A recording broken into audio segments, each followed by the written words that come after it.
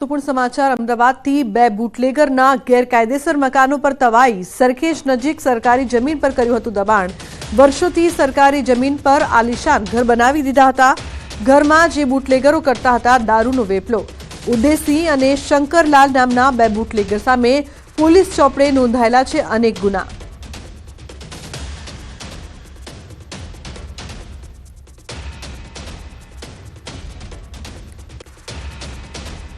અમદાવાદમાં વધુ બે ગુનેગારોના ગેરકાયદેસર મકાન પર તંત્રનું બુલડોઝર ફરી વળ્યું છે। હું સીધા દ્રશ્ય આપને બતાવીશ। આપ જે આ દ્રશ્ય જોઈ શકો છો કે સરખેજ વિસ્તારમાં આવેલ એલજે કોલેજની સામે સરકારી જગ્યામાં જે છે બે બુટલેગર દ્વારા અહીંયા આલીશાન મકાન બનાવી દેવાયા હતા અને તેને હાલ હવે જમીનદોસ્ત કરવાની કામગીરી જે છે તે પોલીસ દ્વારા અમદાવાદ મ્યુનિસિપલ કોર્પોરેશનને સાથે રાખીને કરવામાં આવી રહી છે।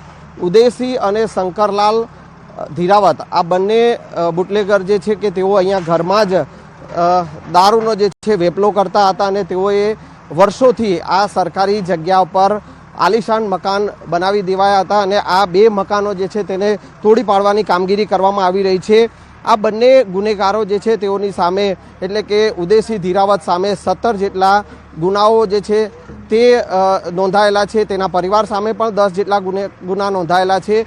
શંકરલાલ જે બુટલેગર છે તેની સામે પણ 10 અને તેના પરિવાર સામે પણ 10 જેટલા ગુના નોંધાયેલા છે અને એને લઈને હવે પોલીસ દ્વારા જે છે તે કાર્યવાહી કરવામાં આવી રહી છે અને આ જે વર્ષોથી ગેરકાયદેસર જે મકાનો જે બનાવી દેવાયા હતા ને તેની સામે હવે તંત્રએ બુલડોઝર ફેરવી અને મકાનને જમીનદોસ્ત કરવાની કામગીરી કરવામાં આવી રહી છે।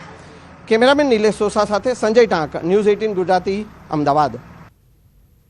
તો ગોધરામાંથી નકલી હોસ્પિટલ ઝડપાઈ છે। કોઈપણ પ્રકારના લાયસન્સ વગર ગેરકાયદેસર રીતે ચાલતી હોસ્પિટલનો પર્દાફાશ થયો છે।